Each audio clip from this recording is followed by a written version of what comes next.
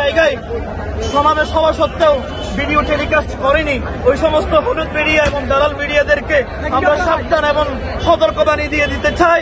আমরা সুন্নি মুসলমানরা যদি এক হয়ে যায়, তোমাদের দালালির এই মিডিয়াগুলা ইতিহাসের রাস্তা করে নিক্ষেপিত হবে।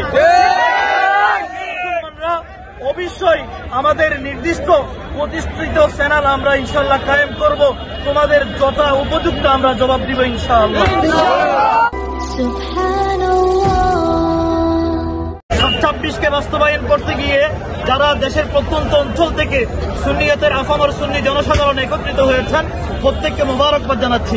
পাশাপাশি আমরা আল্লাহর কোরআনের আয়াতের নিরিখে আমরা ইন্নামাল মুমিনুনা ইখওয়াতুন ইন্নামাল মুসলিমুনা ইখওয়াতুন, আমরা মুসলমান ভাই ভাই স্বয়ং আল্লাহর নির্দেশ। অতএব বিশ্বব্যাপী সমস্ত নির্যাতিত মুসলমানের পক্ষে দাঁড়াবার জন্য, সংহতি প্রকাশের জন্য, নারায়ে রিসালাতের স্লোগানকে পুনর্জিত করার জন্য আহলে সুন্নাত ওয়াল জামাত আজকের যে কর্মসূচি দিয়েছে এটা শতভাগ সফল হয়েছে আলহামদুলিল্লাহ। আজকের এই অনুষ্ঠান থেকে এই কথা বলে দিতে চাই, আমরা কখনো হুসাইনি মুসলমান, কখনো আমরা বিভক্তি নই, পৃথক নই, আমরা এক প্ল্যাটফর্মের। আমাদের ইতিহাস হলো সিদ্দিক আকবরের ইতিহাস, যে সিদ্দিক আকবর তাবুক যুদ্ধের মধ্যে রাসূলুল্লাহর জন্য তার সমস্ত সম্পদকে বিলিয়ে দিয়েছে। আমাদের ইতিহাস হলো ফারুক আজমের ইতিহাস, যে ফারুক আজম তার সম্পদের অর্ধেক তাবুকের যুদ্ধের মধ্যে দিয়েছিল। আমাদের ইতিহাস হচ্ছে ওসমানজি নুরাইনের ইতিহাস, যে ওসমানজি নুরাইন তার সম্পত্তি থেকে 1000 ওট, 50টা ঘোড়া এবং 1000 দিনার তাবুক যুদ্ধে আমার রসুলের কদমের মধ্যে সঁপে দিয়েছিল।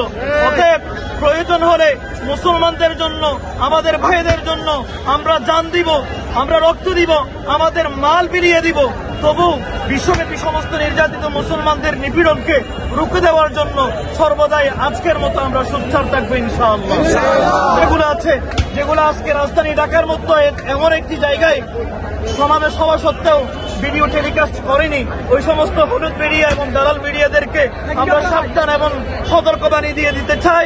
আমরা সুন্নি মুসলমানরা যদি এক হয়ে যায়, তোমাদের দালালির এই মিডিয়াগুলা ইতিহাসের রাস্তা করে নিক্ষেপিত হবে। মুসলমানরা অবশ্যই আমাদের নির্দিষ্ট প্রতিষ্ঠিত চ্যানেল আমরা ইনশাল্লাহ কায়েম করব, তোমাদের যথা উপযুক্ত আমরা জবাব দিব ইনশাআল্লাহ। আগামীতে সেই কথাটা প্রত্যেক সুন্নি মুসলমানের রন্ধ্রে রন্ধ্রে পৌঁছিয়ে দিতে চাই। আপনারা অবশ্যই এই দেশের যাবতীয় হলুদ মিডিয়াকে বয়কট করবেন ইনশাআল্লাহ।